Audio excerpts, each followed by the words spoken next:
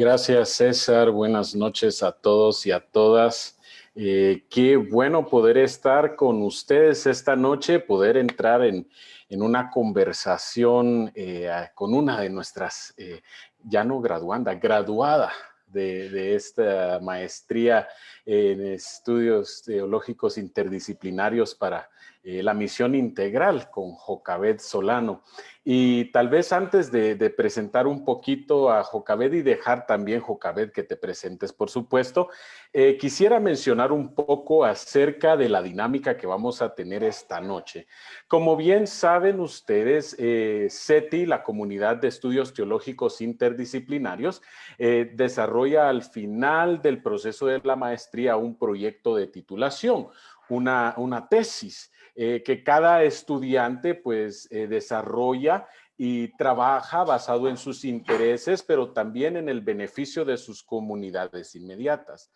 Ahora bien, lo que hacemos en CETI después de esta tesis es una presentación, no una evaluación o un examen oral, porque si bien acompañamos a los y las estudiantes, también nos damos cuenta que todas y todos quienes llegan a este punto manejan a totalidad los temas y manejan a totalidad el entendimiento de su contexto y su práctica. Así que la noche de hoy tendremos más una conversación con Jocabed, una conversación en la que espero también ustedes puedan unirse, tanto a quienes están en la plataforma de Zoom como quienes se unen a través de Facebook, a compartir sus comentarios, a hacer sus preguntas también a través de la sección de comentarios en Facebook o a través del chat en la plataforma de Zoom. Más adelante tendremos un tiempo para que se puedan expresar estas preguntas y para que algunas personas puedan interactuar directamente con Jocabed. Así que una vez más, bienvenidos, bienvenidas a la noche de hoy, a esta conversación que tendremos con Jocabed. Jocabed, qué bueno verte, qué bueno poder estar contigo. Jocabed, ha sido un privilegio realmente poder acompañarte y poder ver tu proceso a través de CETI y cómo nos has enseñado, cómo hemos aprendido de tu experiencia y cómo hemos creado comunidad. Así que bienvenida, Jocabed. Gracias por estar con nosotros esta noche y gracias por permitirnos aprender de ti una vez más. Muchas gracias, Joel, por la presentación. Agradezco a la comunidad de estudios teológicos interdisciplinarios, a las y los amigos presentes en este día. Muchas gracias porque muchos de ustedes estuvieron en el camino, ya sea orando, dando un consejo, animándome y de muchas formas y de muchas maneras. Quiero saludar también en la lengua de mi pueblo, Kunadule, Docus Nuedi, Anmar Dulemar, Nuegambi, Aviala, Guinedi. Y bueno, aquí estamos, Joel, gracias por este tiempo y bueno, muy feliz porque hay muchos amigos, gente que conozco, entonces sé que es un espacio, aunque es una presentación de la tesis, también es un espacio de intimidad, de amistad, donde podemos compartir, lamentablemente no juntos en la misma mesa, pero sí en el corazón y en el diálogo y pues celebrar también la vida en medio de este tiempo. Gracias, Jocabed, y qué emocionante. Yo estoy emocionado, no sé de ustedes, pero yo estoy emocionado de hacer algunas preguntas, de poder liderar este diálogo, ¿verdad? Y tipo de entrevista también para que conozcamos un poco más acerca del trabajo, del contexto de Jocabed, de la forma en la que Jocabed ve el mundo, la vivencia, todo, ¿verdad? Esa integralidad. Así que iniciamos con algo, creo que importante, Jocabed, antes de entrar a la lista de preguntas que tengo de información. ¿Podrías contarme brevemente cómo te identificas? ¿Cómo entras a la identidad? ¿Cuál es la identidad, más bien dicho, con la que entras a la hora de hacer teología? Sí, bueno, mi lugar de enunciación, como bien me preguntas, el lugar donde me ubico. Soy del pueblo Cunadule y una de las cosas que me permite a mí reflexionar desde mi identidad es reconocer que vengo con una colectividad. Desarrollamos y trabajamos los procesos desde quienes somos y no puedo hacer ni ser lo que soy a partir de mi pueblo, de mi comunidad. Y mi lugar de enunciación, como bien me preguntas, es desde mi identidad como Cunadule, pero obviamente dentro de la comunidad Cunadule también hay una pluralidad del ser Cunadule. Y esta pluralidad del ser Cunadule también es reflejado a partir de que algunos de nosotros hemos abrazado el camino con Jesús y esto le añade otro cruce en este entretejido, pero es maravilloso saber también que desde dentro de la comunidad el pueblo Cunadule ha comprendido y ha entendido el vivir en esta interespiritualidad, en esta interculturalidad, aún siendo nosotros cunas, reconocemos también la diversidad en medio de nosotras y nosotros. Gracias, Jocabet. Qué interesante punto de partida, ¿verdad? Qué interesante espacio desde donde se inicia la interpretación del mundo y del ser. Y gracias por darnos ese contexto, Jocabet.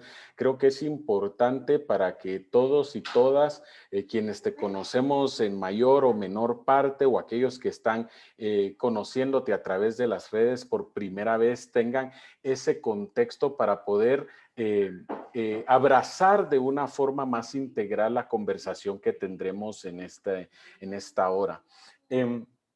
Y ahora que nos has dado ese contexto, nos has mencionado de dónde eres, de dónde vienes en cuanto a tu nación, y una pregunta más en ese sentido. ¿Hacia dónde vas? ¿En qué viaje te has embarcado? ¿Hacia dónde se expande tu horizonte? Sí, una pregunta muy amplia, pero trataré de responderla desde donde estamos conversando. Hace unos años atrás, cuando empecé el camino más en la reflexión teológica, y aquí hago una acotación, porque obviamente, como bien mencioné, todas las formas de vida de los pueblos originarios en el Abya Yala tienen sus propias experiencias de su espiritualidad y por lo tanto también su manera de conocer a la divinidad. Entonces, para mí ese entretejido empieza desde que soy niña y toda nuestra historia habla un poco de estas ceremonias que nos representan y la oralidad que vamos compartiendo, la familia o que vas escuchando de otros amigos, amigas o que vas viendo. Entonces, para hablar de hacia dónde voy, necesito hablar también de la memoria, tanto histórica como la memoria presente, porque obviamente, como saben, los pueblos indígenas, en el caso del pueblo Cunadule, el tiempo no se mide como por lo general nosotros lo medimos con el tiempo, ¿no? El cronos. Es una medición de comprender de que como el tiempo es cíclico, nos vemos también en el pasado y ese pasado también se ve en el presente.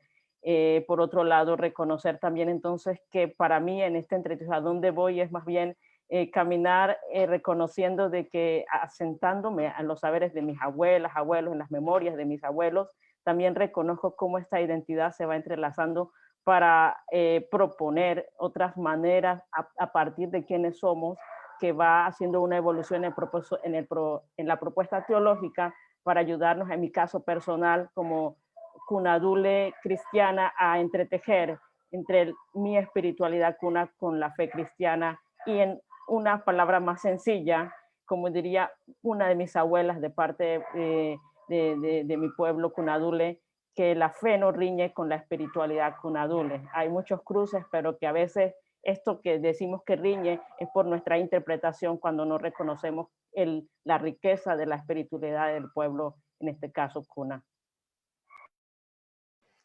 Gracias, Jocabed. Y imposible no sentirse retado con esa explicación acerca del tiempo, ¿verdad? Estamos, aquellos que venimos de una sociedad occidentalizada, vemos el tiempo de una forma lineal y lo vemos hacia el frente y hacia atrás, unidimensional en muchas veces. Así que nos invito que al entrar en la conversación con Jocabed veamos el tiempo desde una perspectiva multidimensional, porque nos ayudará a escuchar a Jocabed de una mejor manera. Y ahora sí, entremos en materia, Jocabed. Ahora sí viene a lo que vinimos, ¿verdad? Quisiera que, yo sé que esta pregunta, que esto es difícil, ¿podrías contarnos brevemente, y eso que le pongo brevemente a una tesis narrativa? Yo sé que me metí a lío en esto. ¿Podrías contarnos brevemente de qué trata tu tesis? Y Claro, y bueno, esto ayuda porque el que quiera conocer más de la tesis puede leerlo. Entonces, ahí le dejo con el resumen. Bueno, la tesis se llama La memoria de la Madre Tierra, relato de Nana Olowadule y de Génesis 1 al 2 hasta el verso, capítulo 1, capítulo 2 hasta el verso 15. Y antes de hablar de la misma introducción como tal, quisiera referirme un poco quién es Nana Olowadule, porque es una palabra nueva para muchos de los que estamos aquí. Nana Olowadule, Nana es mamá en la lengua Kunadule. Olowadule es uno de los 72 nombres que el pueblo Kunadule le da a la madre tierra. Es decir, hay más de 72 nombres. Entonces yo escogí uno de esos nombres, Nana Olowadule, para hacer mi tesis, porque obviamente no podría trabajar tantos nombres y también, como ustedes saben, es una tesis de maestría, entonces el tiempo es más corto. Por otro lado, cuando yo pensamos un poco por qué hacer una tesis que habla de un relato ancestral tan distinto al relato cosmogónico del libro de Génesis, y también reconocer desde dónde yo me estoy enunciando, como ya me preguntaste, Joel. Entonces, para nosotros el pueblo Kunadule, la madre tierra, en nuestro entendimiento y en nuestra cosmovivencia de cómo comprendemos a la tierra, lo vemos como una madre, porque de ella emergemos, de ella nos alimentamos y cuando morimos somos cultivados en ella. Y justamente cuando comprendemos también el relato de Génesis, también podemos ver algunos cruces, algunas intersecciones, o en palabras más de mis abuelas, algunos entretejidos, algunas capas de sabiduría de la mola que se va tejiendo en medio de este entretejido. Entonces, ¿de qué se trata la tesis? Que fue la pregunta. El primer capítulo pues nos abre el telón para traer a la memoria el corazón del pueblo Kunadule en relación al nacimiento y la ceremonia del primer árbol que se le hace a las niñas y a los niños Kunadule, además de conocer y reconocer el proceso histórico de conquista, colonización, colonialidades y epistemicidio en Abya y las contradicciones en las cuales están sumergidas algunas iglesias y teologías en Abya, es decir, en América Latina y el Caribe. Y en esta sección propongo y describo el método del canto de la hamaca para aproximarnos al corazón del pueblo Kunadule para escuchar los textos bíblicos. No voy a hablar tanto del método, pero para poder trabajar esta tesis tuve que trabajar un método y este método está en mi pueblo, pero para poder aplicarlo a un texto narrativo tuvimos que también trabajar una metodología y tratando de entender esta forma de cómo nuestro pueblo va aprendiendo de generación en generación la oralidad.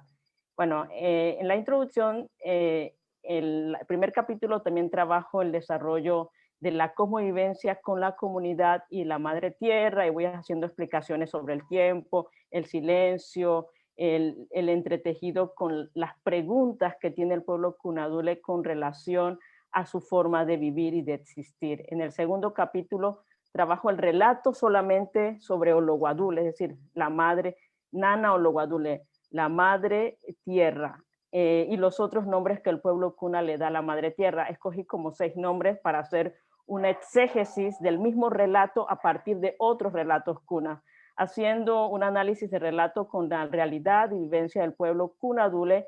Para plasmar en las historias de mi pueblo tuve que reducirlos de la forma en que lo escuché a lo largo de mi vida, pero también que lo leí y que también que mis abuelas, líderes de la comunidad cuna, otras personas también me contaron.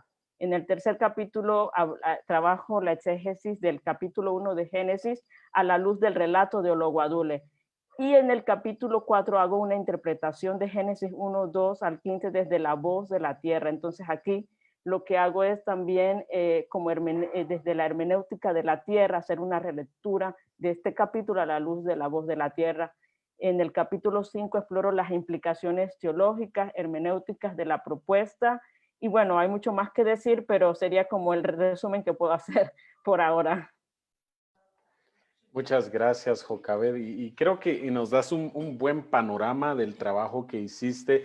Tenemos por un lado, el relato de este origen de la Madre Tierra. Wow, 72 nombres para la Madre Tierra, ¿verdad? Y por otro lado, el relato del Génesis que muchas y muchos de nosotros crecimos escuchando y fuimos formados, o aquellos y aquellas de nosotros que llegamos más tarde a la iglesia, empezamos a escuchar desde otras perspectivas.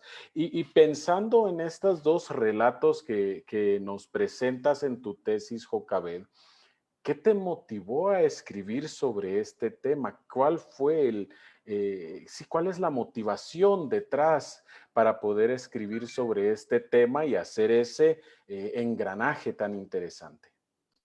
Sí, una de las preguntas que surgen en mi caminar en este proceso y que pude profundizar de investigación con los relatos en mi comunidad es preguntarnos qué mueve al pueblo Cunadule a vivir como vive. Es decir, ¿por qué el pueblo Cunadule, su forma de vida, lo vive de tal manera? Es decir, su cosmovivencia. Y para mí era importante, aunque intuía, porque ya les digo, soy del pueblo Cunadula, entonces no es una tesis de alguien que está haciendo algo externo dentro, sino alguien que es del pueblo, reconociendo los valores, la espiritualidad, las vivencias dentro de su pueblo.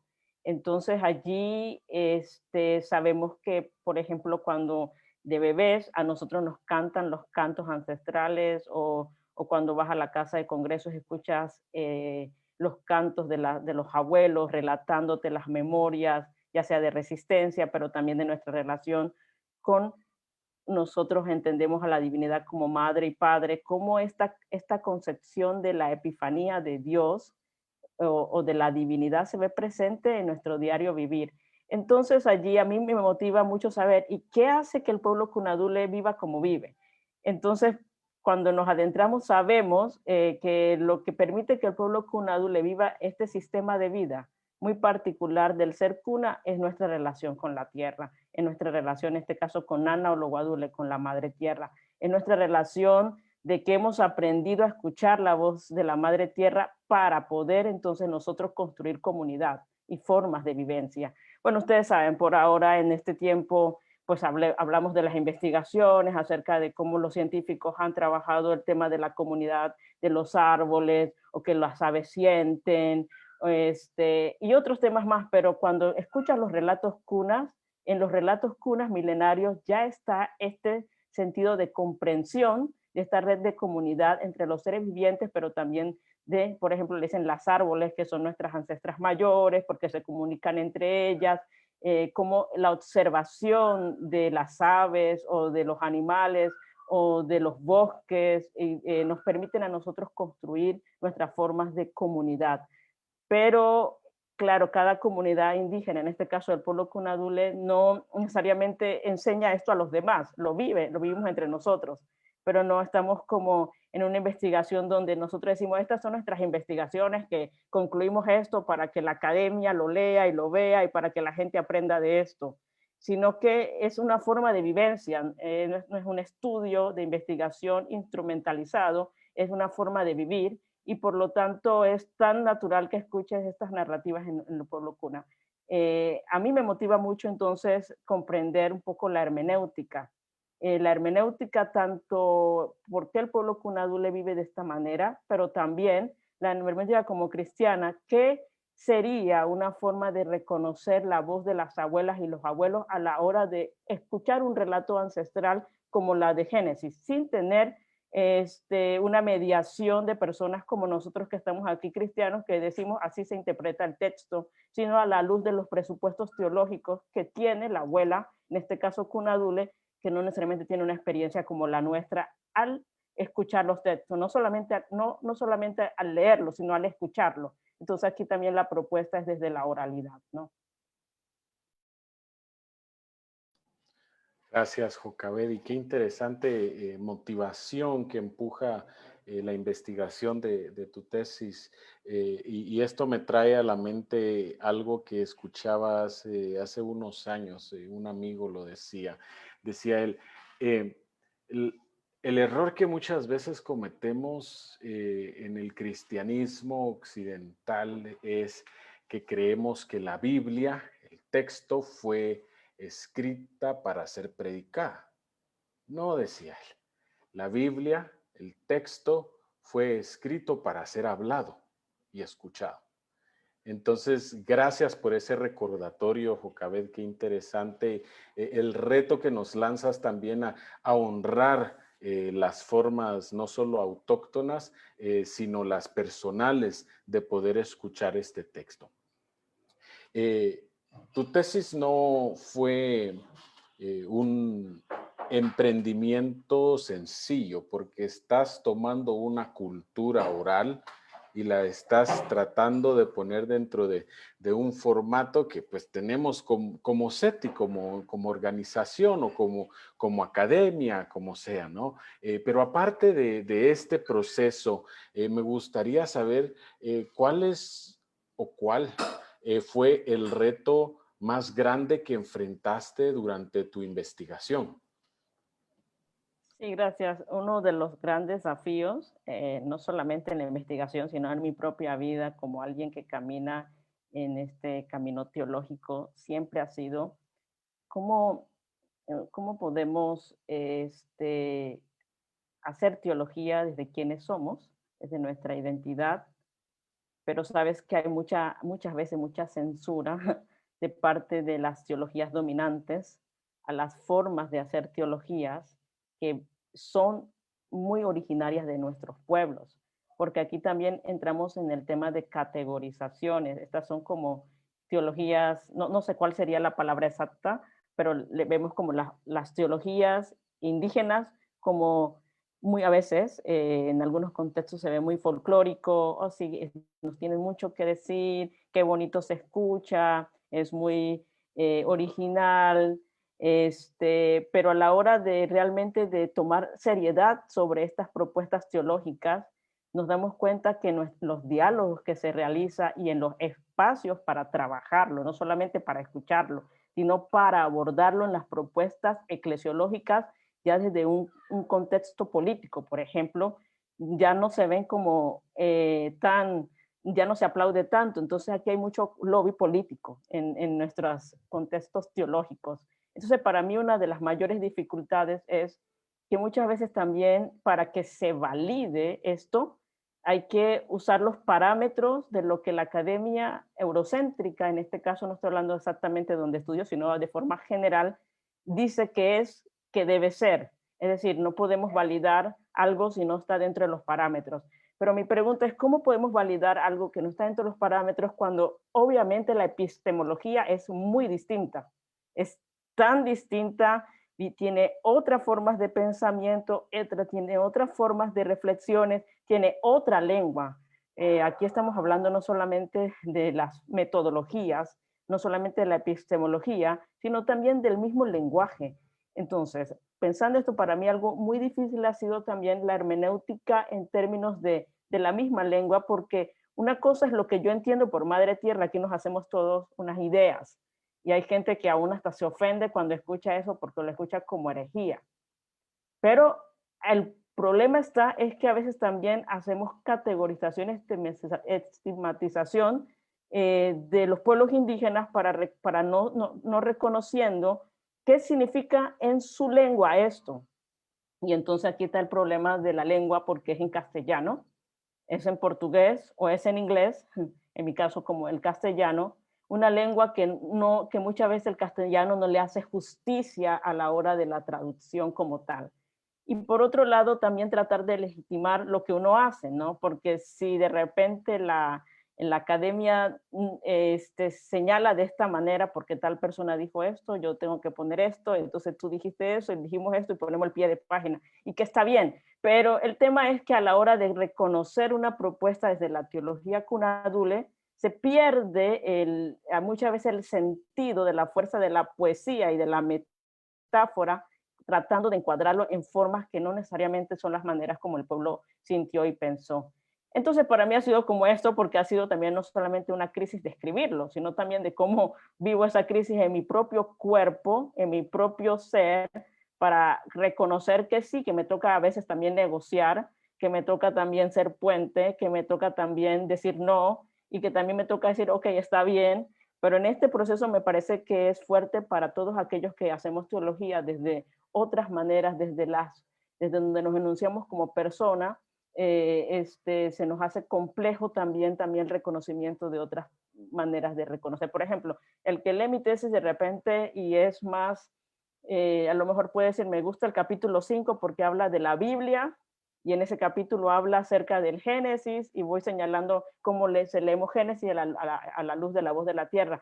Pero hay en el capítulo 4 de mi tesis que habla sobre cómo se lee, cómo mi abuela, por ejemplo, podría leer a la luz de un método que trabajamos, el libro de Génesis. Hay una parte que es crítica.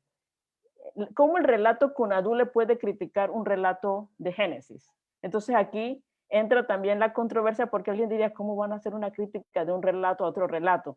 Y esa parte no es muy larga, pero también desafía un poco también a tener estas formas de cruces intertextuales que nos permiten también a nosotras y nosotros también mirarlo de otras perspectivas, porque casi siempre yo, que soy cristiana, y ustedes también, hacemos como, bueno, a veces las críticas más a los pueblos originarios, pero no estamos dispuestos a que no hagan la crítica a nosotros, sino como nosotros hacia ellos.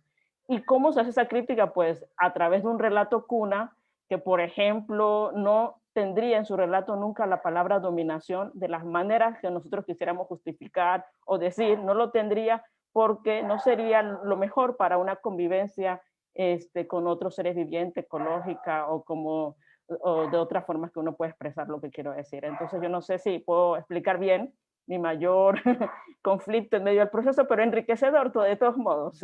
Igual ha sido muy, muy enriquecedor. Gracias, Jocabed. Y sí, de verdad que creo que la complejidad de lo que nos estás compartiendo nos da un pincelazo superficial del conflicto y del reto real. Y gracias por el esfuerzo de compartir con nosotras y nosotros lo que hay en tu corazón al acercarte a esta hermenéutica, a este proceso del quehacer teológico. Y en medio de esto me imagino que hubieron muchos aprendizajes si pudieras compartirnos, ¿cuál es la lección más grande o las lecciones que quedan contigo a través de este proceso? Sí, bueno, primero, como bien decía, y agradezco porque obviamente una tesis como la que he planteado, y obviamente yo no soy, para ser honesta, una experta, aquí estamos intentando, tratando, trabajando, sudando, como muchas de ustedes. Agradezco que CETI me haya dado la oportunidad de poder plantear una tesis desde mi identidad, desde este entretejido, y uno de los mayores aprendizajes para mí y aunque yo estudié en la universidad, sí fui a la escuela, no es que, a ver, tuve una educación en el área de la escolaridad, ¿no? Porque educación tenemos todos y todas, independientemente si vayamos a la escuela o la universidad del Estado, ¿no? O las privadas. Y aclaro esto porque es importante cuando hablo de educación cuna, y eso es todo un tema. Y alguien que quiera hacer una tesis sobre educación cuna, hay un mundo de educación cuna. Eh, pero algo que yo aprendí muchísimo, por ejemplo, fue que eh, sí tuve que hacer una revisión bibliográfica de la situación del estado del arte, de las teologías indígenas o teología india, como le llama la Iglesia Católica. Entonces tuve que hacer una revisión de cuándo empezó, de dónde estamos, de la época prehispánica, de la historia también de la teología india de la Iglesia Católica, porque le llaman así, también de los aportes desde los protestantes, un poco ver también la teología de la liberación y las teologías latinoamericanas, hacer un poco el análisis de teología feministas, ecoteología y todo este marco para luego entonces decir qué propone o qué puede proponer la teología Cunadule a este mundo de teologías, y obviamente tiene mucho que proponer, pero no podía poner todo, entonces tenía que escoger, ¿no? Y también mirar un poco el concepto de espiritualidad y teología, porque uno puede decir, ¿es espiritualidad, es teología? Algunos dicen, sí, no, es teología, es espiritualidad. Y también a decir por qué entonces yo hablo de espiritualidad cunadule en la tesis y hablo de teología cunadule y desde dónde lo estoy diciendo, ¿no? Porque obviamente la espiritualidad es más abarcadora, mi pueblo lo entiende como una espiritualidad, la gente enmarca nuestras formas de comprensión de Dios como teología, pero para reconocer un poco este trabajo tuve que trabajar un poco estos conceptos y también reconocer cómo una teología, por ejemplo, Cunadule, sin la madre tierra, es decir, sin la voz de la tierra, puede ser una teología Cunadule, o sea, porque hay mucha dicotomía sobre la tierra y nosotros como si fuéramos entes separados, para el pueblo cunadule no es así. Y por otro lado, el tema de la misma, el concepto de teología, aunque no viene desde nuestro lenguaje cuna o desde el lenguaje de los pueblos originarios, sí tenemos que reconocer que en la época antes de la invasión, ya los pueblos originarios tenían nombres que entendían cómo se reconocían a Dios. Por ejemplo, los náhuatl decían Dios, nombraban a Dios muy parecido a las formas como algunos hoy entienden teología en este sentido. Entonces, no podemos decir que no existía. Lo que existían eran otras maneras de poder referirse. Entonces, en todo caso, en esto de trabajar los conceptos, hice una diferencia y lo expliqué mejor en el escrito que oralmente, creo, pero ahí lo pueden ver. Entonces, ¿por qué decido llamar teología cunadule de la madre tierra, en este caso, como una propuesta de la espiritualidad cunadule, que es muy rica en la vivencia, más que en lo que yo puedo decir. Entonces mis palabras quedan muy cortitas, ¿no? Pero yo creo que estamos invitados todos los que estemos aquí a conocer más a nuestros pueblos originarios y maravillarnos de esta riqueza de las bondades de Dios derramada en Abya Yala. Wow, qué reto el que nos lanzas al final, Jocabet. De verdad es voltear y ver no de forma exótica, ¿verdad? A nuestros pueblos originarios o de forma folclorizada, sino como el punto de partida y puntos de partida del quehacer teológico, aunque esa palabra no sea la que representa mejor el la explicación de las espiritualidades que tenemos en nuestro continente. Y esta última invitación me lleva muy bien a la siguiente pregunta, Jocabed, porque creo que leer tu tesis y escucharte sin aceptar también el racismo y la exclusión que han sufrido los pueblos originarios haría un desfavor a la lectura de la gran contribución que has hecho a través de tu tesis.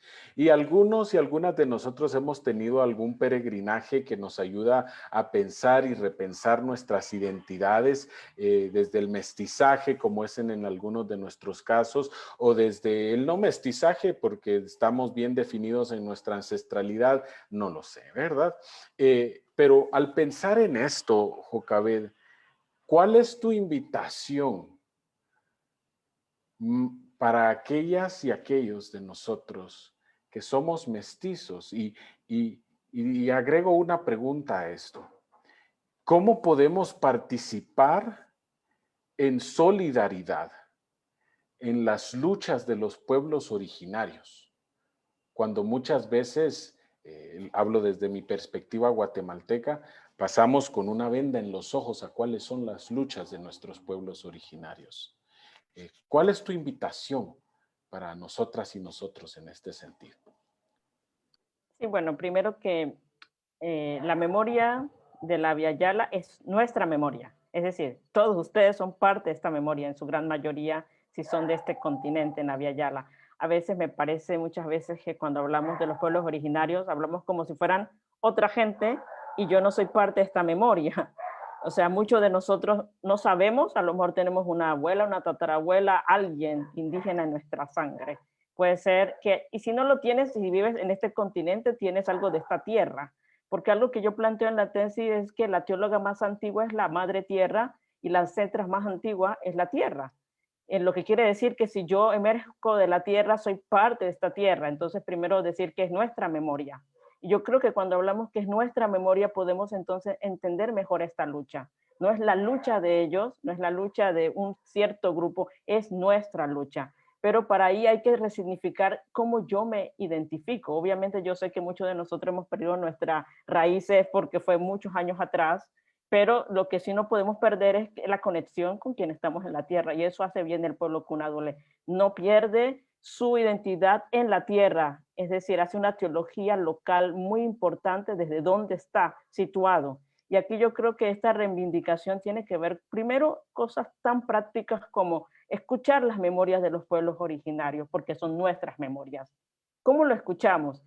¿Cómo aprendemos de ellos? ¿Qué nos están contando? ¿Qué nos dicen sus lamentos? ¿Qué nos dicen su poesía? ¿Qué nos dicen sus ceremonias? ¿Cómo podemos discernir el mover de la rúa en medio de los pueblos originarios? Tenemos la misma capacidad que tuvo Pablo y Bernabé cuando fue a la iglesia de Antioquía para mirar que Dios se estaba moviendo entre ellos o decir, no, no, no está Dios allí presente. Pero esa capacidad solamente es dada a partir, me parece, de poder reconocer este mover del espíritu o del espíritu de la rúa de Dios en medio de los pueblos indígenas. Por otro lado, sí, los pueblos originarios tienen su propia reivindicación desde sus propias voces. Y aquí sí creo que este elemento es muy importante. ¿Cuál es esa reivindicación de sus propias voces, desde sus propias luchas, pero de sus propias luchas en sus propios territorios, de sus propias espiritualidades? Y en este caso también hay como les dije, hay una pluralidad. Hay indígenas que son cristianos, que somos cristianos, que también tenemos una lucha desde nuestra forma de comprensión de la vida, a partir también cómo entendemos, perdón por los perros, pero como es, están muy emocionados por la tesis, me están haciendo barra. Entonces,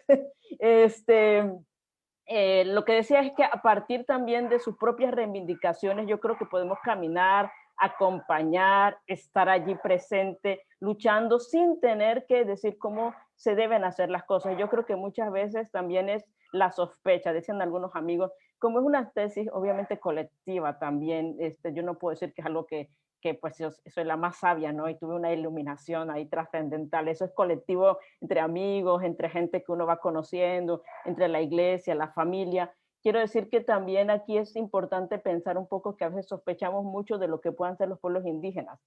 Y una palabra que no me gusta, porque casi como es que pecado para mí, pero lo voy a decir porque muchos lo usamos, es que cuando los pueblos indígenas tienen sus propias maneras de comprensión de luchas y aún de hacer la teología, le llaman eso son sincretismo, ¿no? Ellos hacen cosas raras y lo mezclan, cuando obviamente todos sabemos aquí que todos hacemos mezclas de todos y somos una mezcla.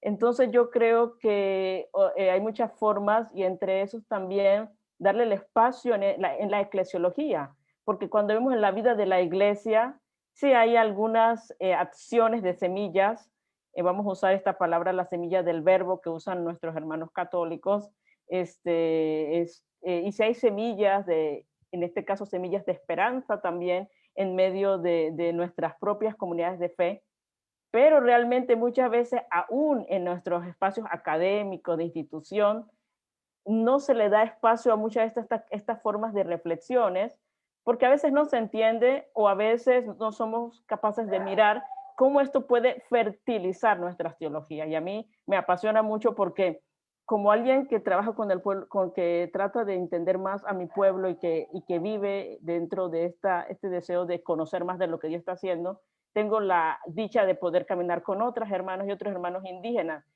y la maravilla de reconocer de lo que podemos aprender para aprender más de lo que la RUA está haciendo en las comunidades indígenas. Yo creo que si todos nosotros somos de este continente, en ese sentido, ya sea que seamos migrantes o originarios o lo que seamos, entonces creo que sería maravilloso reconocernos a nosotros como parte de esta comunidad más amplia y ser parte de estas luchas. Bueno, aquí yo puedo decir mucho más, pero también pues le invito a leer un poco más el capítulo 6, que ahí habla un poco más de esto. Muchísimas gracias, Jocabed, y gracias por explicarte y seguirnos retando a través de esta conversación. Creo que es importantísima la contribución, pero el reto tierno que nos haces, porque creo que ahí siento una ternura que viene de tu reto del hacer esto nuestro desde la identidad que cada una y cada uno tenemos. Y bueno, Jocabed, gracias por compartir y ojalá tuviéramos todo el tiempo del mundo para poder seguir platicando y conociendo más acerca de tu tesis, de tu experiencia, de la forma en la que te identificas y todo esto, ¿no? Pero también queremos abrir el espacio para que algunas personas de nuestra audiencia puedan hacer una que otra pregunta a Jocabed. Que ustedes estén interesados o interesadas en conocer más acerca de la experiencia de Jocabed y acerca de tal vez del trabajo que Jocabed ha presentado como proyecto de titulación. Así que, por favor, sus preguntas pueden hacerlas a través del chat, a través de la sección de comentarios en Facebook o también pueden tener la opción de levantar su mano en el espacio que dice reacciones. Ahí hay una opción que dice levantar mano para que puedan, para que el anfitrión de esta llamada pueda cederles el espacio de hacer la pregunta. Y tenemos ya unas manos levantadas. Tenemos a Nina Balmaceda. Buenas noches, Nina. El micrófono es tuyo para hacer tu pregunta o comentario. Muchísimas gracias, Joel. Jocabed, querida, muchísimas gracias por esta excelente exposición dialogada, por todo lo que nos enseñas, lo que nos retas. Yo tengo una pregunta que presumo va a requerir mayor conversación luego, pero me encantaría saber cuáles son las primeras pistas que tú nos puedas dar. Y esta pregunta tiene que ver con el apego a la tierra. Creo que muchos de nosotros, no sé si todos, todas, tenemos ese apego a la tierra. Y encuentro que en las comunidades indígenas, por supuesto, este apego a la tierra es un apego, bueno, porque por generaciones han vivido en ese lugar, ¿verdad? Allí están sus ancestros, sus seres amados, su teología, si bien, como bien has explicado, no, quizás no es el mejor término, pero su espiritualidad está muy conectada con la tierra. Pero yo pensaba, ¿qué nos puedes decir, Jocabed, en base a tu estudio, para los que somos hijos de inmigrantes, nietos de inmigrantes, los que somos inmigrantes nosotros mismos, no vivimos más en nuestra tierra y quizás nuestros hijos un día también sigan buscando un mejor futuro o huyan de la violencia? Solo el Señor sabe las muchas causas que nos hacen dejar nuestra tierra y tratar de echar raíces en otra tierra. Desde tu estudio, ¿qué palabra, qué consejo nos puedes dar? Muchas gracias. Gracias, Nina, por tu pregunta, Joel. ¿Respondo de una vez o cómo es la dinámica? Sí, por favor, puedes responder de una vez, Ok. Jocabed. Muchas gracias, Joel. Bueno, justamente cuando el pueblo Cunadula entiende la tierra, por ejemplo, hay una palabra que se llama nega. Y esta palabra nega es la tierra donde habitamos, ¿no? Eh, y esta nega donde habitamos, también reconocemos que cuando los invasores llegaron a Abya obviamente el pueblo Cuna conocía solamente su espacio, pero hay relatos que cuentan de que los abuelos le decían a los jóvenes, más allá hay otras personas que viven, es decir, Abya Yala como una región más amplia, más grande. Y cuando el pueblo Cunadul entiende esto, también sabe que obviamente nosotros también tuvimos procesos de migración en nuestra propia historia. Por ejemplo, los cunas originalmente, los abuelos cuentan que somos de Tacarcunyala, es decir, de la región donde está el Darién, que hoy se le llama frontera con Colombia y Panamá, pero para el pueblo Cuna es esta región ancestral de donde nosotros obviamente no teníamos estas fronteras que se van levantando en nuestras formas de imaginarse el mundo, que no necesariamente son de las formas del pueblo Cuna.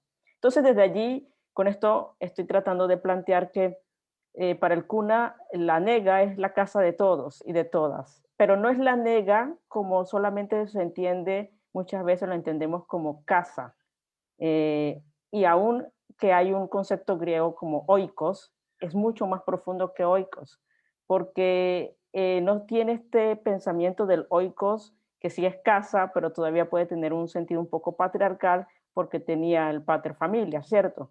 En el caso del pueblo cunadule se entiende como casa, no como una estructura, sino como el lugar cósmico donde estamos todos los seres vivientes, y por lo tanto cuando estamos en esta casa hay un concepto de espiritualidad muy profunda para reconocernos de que ya estamos habitados antes que nosotros, ya otros seres lo habitaban.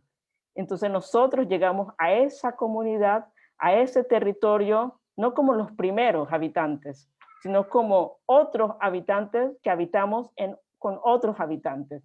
Entonces, de allí para la comprensión un poco del tema de la migración, nosotros reconocemos que estamos también en la casa de otros. Y por eso algunos no pueden entender muchas veces cuando van a los territorios Cuna, porque hay mucha tierra y todo el mundo vive como en un lugar, pareciera muy, a ver, una palabra que no sea muy panameño, muy pegados, muy juntos y muy juntas, ¿no?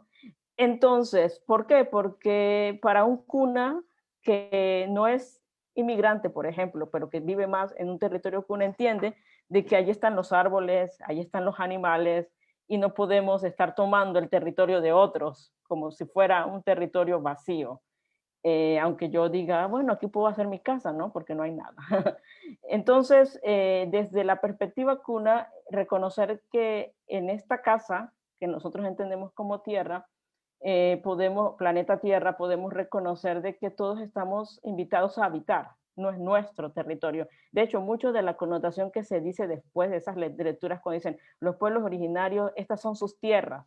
Sí, sí, son nuestras tierras, pero nosotros en nuestra espiritualidad no hacemos posesión de nuestra. Es la tierra donde habitamos todos, pero es la tierra también otorgada por la Gran Madre y el Gran Padre, y yo me siento una relación de reciprocidad con la tierra, no de pertenencia, como si fuera de posesión y dominación, sino de una relación. Pero el castellano a veces lo interpreta de esta manera, en la lengua, y a veces queda como de esta forma. Y como muchos de nuestras hermanas y hermanos aprenden la lengua y el castellano como segunda lengua, entonces también aprenden de cómo otros dicen lo que supuestamente se dice a partir de lo que son. Es decir, aprendemos de lo que escuchamos de otros, aunque nosotros en nuestra mente pensemos de otra manera. Entonces, yo creo que aquí hay sí a veces que tener un poco de cuidado también en ese proceso del lenguaje. Muchas gracias, Jocabed, y qué interesante contrapropuesta a la del destino manifiesto, ¿verdad? Que toma, se posesiona, agarro lo que yo quiero, ¿no? Y hay un par de preguntas más aquí en el chat y veremos cómo nos va con el tiempo para poder ir respondiéndolas. Hay una pregunta, y es interesante, dice, ¿se puede decolonizar las iglesias occidentalizadas de Abya-Yala para una espiritualidad que valore íntegramente una mirada como la del pueblo Cuna? ¿Qué piensas, Jocabed? ¿Se puede? ¿No se puede? Sí, sí, también en la tesis abordo las teorías. Por ejemplo, hablo de decolonización, de descolonización, de postcolonialidad, y también me ubico desde donde yo hago mi análisis. No utilizo las tres teorías, aunque sí a veces la uso de una manera, juego con ellas, pero utilizo más bien las formas de resistencia de mi pueblo Cuna, porque obviamente estas teorías son más nuevas en comparación a la resistencia de las comunidades indígenas en la praxis. Es decir, en la praxis, los pueblos indígenas han trabajado esto desde que ha habido desencuentros con otras culturas. Entonces, yo creo que es una tarea, depende de cómo entendamos el concepto como tal, pero que es una tarea profunda el trabajar una teología más intercultural. Porque aquí no estamos también diciendo que, por ejemplo, en el caso del cuna, no vas a ver a ningún cuna diciéndole a otra persona tienen que vivir las formas de vida de fe como nosotros la vivimos. Nosotros la vivimos desde nuestras maneras de comprensión de la vida y de cómo entendemos también a Dios, desde donde nosotros también comprendemos a Dios o a la divinidad como somos, como seres humanos.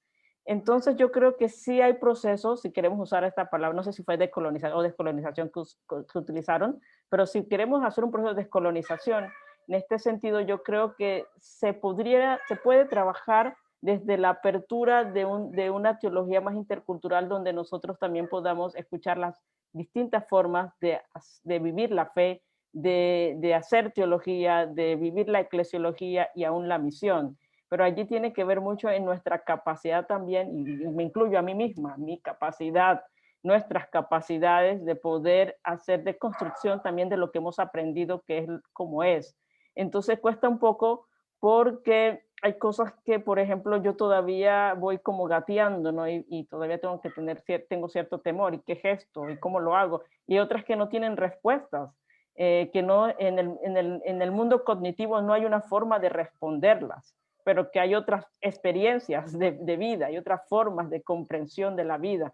Entonces, para esta pregunta, sí es un camino que estamos invitadas todas y todos a poder hacerlo, pero lo hacemos también en donde estamos, en estos encuentros, y estos encuentros que necesitan un poco más de conocimiento, porque fácil es para mí a veces querer preguntarle a mi abuelo, por ejemplo, una vez, para ponerles una anécdota, fuimos con unos jóvenes en la universidad y querían hacer una pregunta a uno de los abuelos en la casa de congreso cuna sobre la historia del pueblo cuna. Y el chico levanta la mano y dice que va a hacer la pregunta y el abuelo le pregunta, ¿cuánto tiempo tienes para escuchar? Y dicen 1 hora, entonces me falta el respeto para hablar de mi historia en 1 hora. Eso lo que significa es que muchas veces sí queremos conocer un poco más desde lo cognitivo, pero muy poco de la experiencia del pueblo, muy poco de lo que se vive en la misma comunidad, muy poco por qué hacen lo que hacen de esta forma. Claro, no vamos siempre con estas preguntas, pero en la propia experiencia de la propia vida yo creo que a veces no somos legítimos cuando solamente estamos haciendo un encuentro desde lo cognitivo sin reconocer que realmente para los pueblos indígenas, desde lo epistemológico, el planteamiento es narrativo y se vive desde la vivencia, es decir, de lo que somos y no desde al revés. Entonces, creo que sí se puede hacer, pero aquí necesitamos también como incomodarnos y esta incomodidad no todos lo queremos y no solamente la incomodidad de ir y de que uno tenga un encuentro con otra comida, porque eso es lo que ves, bueno, dormí en una hamaca, comí esta comida, me picaron los mosquitos. No, esta clase de encuentros sí, pero más allá de esto, estos que interpelan mi fe y que nos invitan como al mismo Jesús a incomodarse en encuentros interculturales e interespirituales como con la cirofenicia y otras más que hacen que haya como este choque para repensar mi misión y mi teología.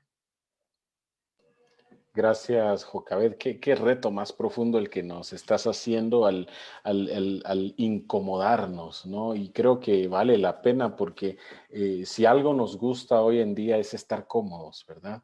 Y pensando en el tiempo de lo que mencionabas de esa anécdota, nos gusta que las cosas se hagan a tiempo, en ciertos procesos. Y es incómodo realmente porque nos invita a conocer mejor y a dejar ir el control que tenemos de lo que en nuestra mente creemos y queremos controlar, ¿no? Tenemos una última pregunta, Jocabed. Hay otras, pero nos llevaría la noche contestarlas, ¿no? Pero hay una que me llamó la atención para ayudarnos a entender un poquito mejor acerca de lo que nos propones. Nos, el chat me la subió, perdón, la encuentro ya.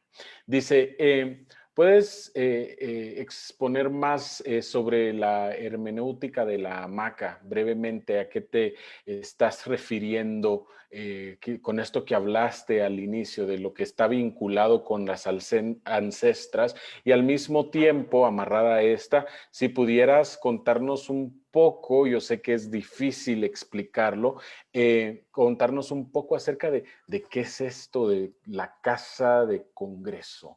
Y con esta pregunta terminamos, porque si no, nos Sí. llevamos mucho. Bueno, lo bueno de no decir todo es que si alguno quedó con ganas puede leer la tesis. Yo mismo me hago propaganda, así que ya saben, pueden pedirla. Yo con mucho gusto la comparto. Bueno, solamente antes de responder la pregunta, sí decir que, bueno, aquí un comentario de Ruth Padilla que decía que entiendo que más que pensar en la tierra como propiedad de las personas le pertenecen a la tierra. Y sí, eso es el sentido de nosotros somos parte de la tierra, emergemos de ella, como dije al principio. Esto es muy importante que quede porque a la hora de hacer un análisis hermenéutico desde una exégesis cunadule, hay que tener muy presente esto a la hora de aún leer un texto como el de Génesis. Y ahora, la casa de congreso, que es más fácil, y luego el método del canto de la hamaca. Bueno, la casa de congreso es un lugar especial para el pueblo cunadule. Es un lugar sagrado donde nos reunimos las y los cunadules para escuchar los cantos orales. Y justo hay un relato de la casa que se llama, y es un relato hermoso. Es un relato que nos habla sobre cómo podemos vivir en comunidad y cómo no podemos nosotros sostener una casa solos, aún siendo los más fuertes, tenemos que sostenernos unos con otros. Entonces esta casa de congreso es la casa, también se le puede decir la casa del consejo cuna. Entonces es un espacio físico, pero también es un espacio sagrado. Y allí hay muchos cantos que se van dando de generación en generación, vamos escuchando. Bueno, y el método de la hamaca, sí. Es muy, muy importante, como dije al inicio, de que uno de los grandes desafíos, y yo quiero agradecer también al profesor Milton Acosta, por ejemplo, porque él fue uno de los que me desafió a poder reconocer entonces cómo trabajamos la metodología de esta tesis, planteando un poco una metodología que nos acerque más al corazón del pueblo cunadule. Y claro, yo como cuna podía entrar directo sin trabajar la metodología, porque está como, hay cosas que son muy intuitivas, y para mí que soy más intuitiva, lo veo allí y están, pero para otras personas que leen la tesis no lo pueden captar de una vez y por diversas razones, uno porque no son cuna, y otros porque también tienen un estilo de otra forma de aprendizaje, ¿no? Entonces tuve que trabajar un método y lo que trabajé fue el método del canto de la hamaca. Antes de ese método también hay otros métodos que han trabajado otros hermanos y otras hermanas indígenas, porque no soy la única que ha trabajado un método. Entonces allí sí me refería a otros hermanos de otros pueblos. Y el método del canto de la hamaca trabaja varios elementos importantes. Por ejemplo, en el segundo capítulo se habla sobre el método para la tesis, pero en el cuarto capítulo ese mismo método lo aplico para leer Génesis a la luz del relato de Ologuadule. Y este método lo que plantea, por ejemplo, es hacer mucho énfasis en la oralidad del pueblo cuna, porque los cantos son orales. Y si nosotros como cunas aprendemos desde niños, desde la oralidad, ¿cómo puede ser ahora que yo voy a la iglesia y me digan, no, vamos a hablar de Dios, por ejemplo? Te dicen, abran la Biblia en tal y tienes que leer. Esta forma de aprendizaje va en contra de nuestras formas de entender la vida y de aprender. Y aunque es algo tan elemental, en casi todas las iglesias que he participado de comunidades indígenas es así, abramos la Biblia y lo leemos. Cuando hay una mística y hay una profunda espiritualidad a la hora de cantar y narrar un relato. Entonces, este método lo que trabaja son varios elementos que no puedo mencionar todos porque son varios puntos, pero trabaja, por ejemplo, la prioridad de la voz de las abuelas y los abuelos cunadules. Me estoy refiriendo al capítulo 4 porque el capítulo 2 tiene otros elementos, los principios de referencia de la nación cunadule en sus relatos y memoria, cómo cada pueblo tiene sus presupuestos, cómo entendemos a Dios, cuál es el énfasis en los relatos, al entender, por ejemplo, a la madre y el padre, al entender también el relato de la madre tierra, cómo es el acto de amor entre la gran madre y el gran padre, cuál es el sentido del ser humano en medio de este relato de Génesis. El otro punto es la mirada del texto bíblico como ciclo de relatos que se puede escuchar y ver en espiral. Entonces, estas partes del tercer punto, esta metodología. Luego, la narración oral, que es el cuarto punto, y a partir de eso hago el análisis del texto bíblico a la luz del relato logoadule usando el método del canto de la hamaca. Pero acá más desde el presupuesto de una abuela, que nunca ha escuchado este relato, pero no lo va a leer, sino lo va a escuchar, y desde sus presupuestos, desde su convivencia, desde su teología, desde su manera de la comprensión del mundo.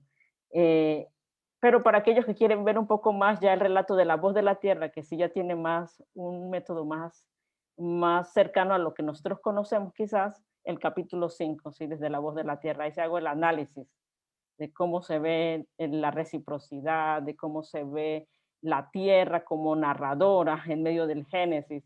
Claro, gracias a Dios no estoy en un teatro para que no me tiren tomates, pero, pero pueden leerlo y ser desafiados, contradecir. Yo estoy muy feliz si quieren leerlo y decir si les parece, no les parece. Y también hablo del Enuma Elish y hablo también un poco acerca de cómo también hay un diálogo intercultural en Génesis y cómo a la luz de una mirada, aquí en el capítulo 5 sí trabajo después un poco más como una cuna, pero no como mi abuela cuna, porque ya yo soy una cuna urbana cristiana, entonces también tengo otros presupuestos y por eso es otra mirada. Excelente, Jocabet, gracias por ese vistazo y de verdad les animo a que contacten a Jocabet para poder leer su tesis. Tuve la experiencia de poder leer este trabajo y es interesante porque Jocabet nos invita a un ritmo en su tesis, nos invita al ritmo del canto y a manera muy, muy vulnerable les cuento esto, ¿no? Me encontré al leer la tesis de Jocabet moviéndome. Estaba yo leyendo enfrente de mi computadora y me movía adelante y atrás, me movía adelante y atrás. Y es muy rítmica la lectura, muy. Así que les invito a que la lean de verdad. Y muchas gracias, Jocabet, por presentarnos a grandes rasgos el trabajo que has desarrollado. Creo que podemos aprender mucho más de tu experiencia y a través de la contribución tan concreta que nos has dado. Y quisiera que si ustedes quieren abrir su micrófono, si quieren hacer que le demos un aplauso a Jocabet realmente por el trabajo, por todo lo que nos ha contribuido en esta tesis, Jocabet, de verdad un excelente trabajo. Y felicidades. Felicidades, Bella, qué gusto escucharte y aprender de ti. Excelente, Felicidades, Joaquín, te Jocabet. amamos. Abrazo enorme. Felicidades. Felicidades. Felicidades, hermosos. Felicidades. Gracias. ¡Hurra! Felicidades, bonita. Felicidades. Un abrazo. Felicidades. gracias. Muchas gracias. A todos y todas. Bravo. Bravo. Antes, Eso, Joca. antes de cerrar, Jocabet, si tuvieras algunas palabras finales y una vez Jocabet termine sus palabras, vamos a quedar al final, creo, con un video que nos da un espacio musical narrativo que sale y surge del estudio de Jocabet. Y una vez el video termine, se terminará la transmisión y también la llamada de Zoom. Así que, Jocabet, quedamos en tus últimas palabras y luego damos paso al video. Las últimas palabras de este momento. Sí, de este momento, por supuesto, por supuesto. Bueno, eso espero. Primero, decir que hicimos un cortometraje y un video musical. El corto no lo vamos a presentar porque es algo largo. Bueno, no muy largo, 8 minutos, pero lo vamos a poner en el chat o el que quiere verlo le puedo mandar el link de Nana Ologuadule. Es en Kuna, pero tiene subtítulos en castellano. Y bueno, quiero terminar con mi agradecimiento. No puedo mencionar todos los nombres, pero así como hay algunas canciones, ustedes saben quiénes son. Todos los que están aquí han sido parte del camino. Y quiero también agradecer a la comunidad Kuna, a mi familia. Entonces lo voy a decir en una poesía, que es la mejor forma como me comunico a veces. Entonces, y está en la introducción de mi tesis, y con eso concluyo. No te dejaré morir. Con profunda gratitud para mis ancestros, para la nueva generación de Kunadule, a mi familia entera, en especial para mi papá, mamá, hermanas y mis sobrinas Zoe y Gia. No te dejaré morir, se llama esta prosa. Un día me preguntaron, ¿por qué no hablas bien el Dulegaya? Si en la lengua está la semilla de la esperanza del pueblo Kunadule. Esta pregunta me dejó pensando y con los ojos vidriosos medité, no te dejaré morir. Semilla que renace cuando decimos Nana y Baba. Abuelas y abuelos que cantaron en sus hamacas, soñaron y danzaron a Nana y Baba en esta tierra sagrada. Nana Ologuadule cantó y todo se estremeció. No te dejaré morir porque la divinidad nos envolvió con su capa de sabiduría para que no dejáramos de cantar la lengua de nuestras sabias y sabios. Aned y Tosí, estoy sintiendo el corazón de la madre tierra. No te dejaré morir porque solo tú conoces el secreto de ser Kunadule como la divinidad lo soñó. Porque hay sabiduría milenaria en tus tejidos, en tu cuerpo, en tu sangre. No te dejaré morir. Porque si te dejo morir, mueren Nana y Baba, mueren mamá y papá, muere una parte de Dios. No te dejaré morir porque te amo. Muchas gracias.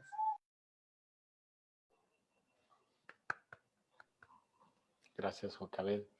Y pasamos al video. Precioso.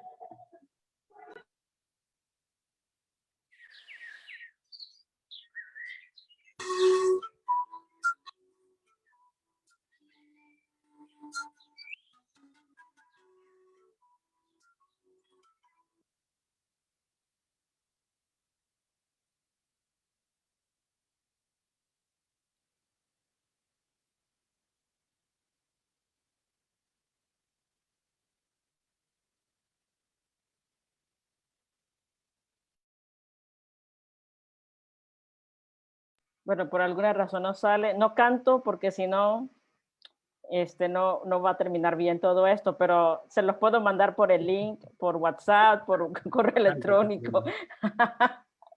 Cante, por favor.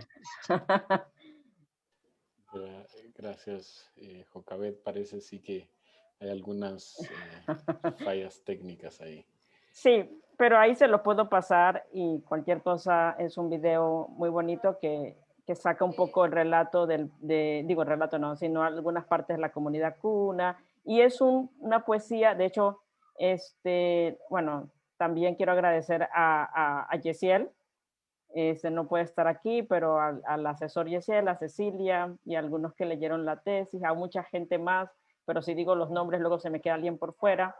Y también a un amigo que trabajó la música de esta canción y que lamentablemente murió por COVID hace unos meses atrás.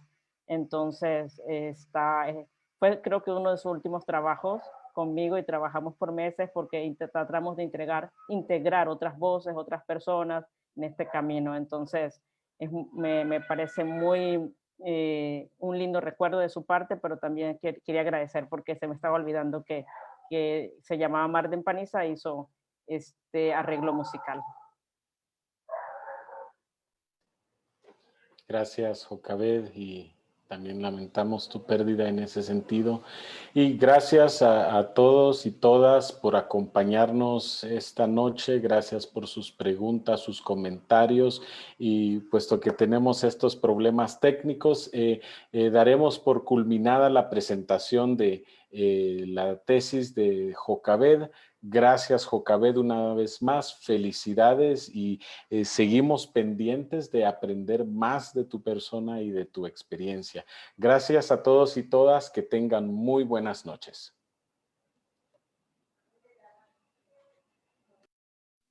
Te queremos, Buenas Joaquín. noches, felicitaciones.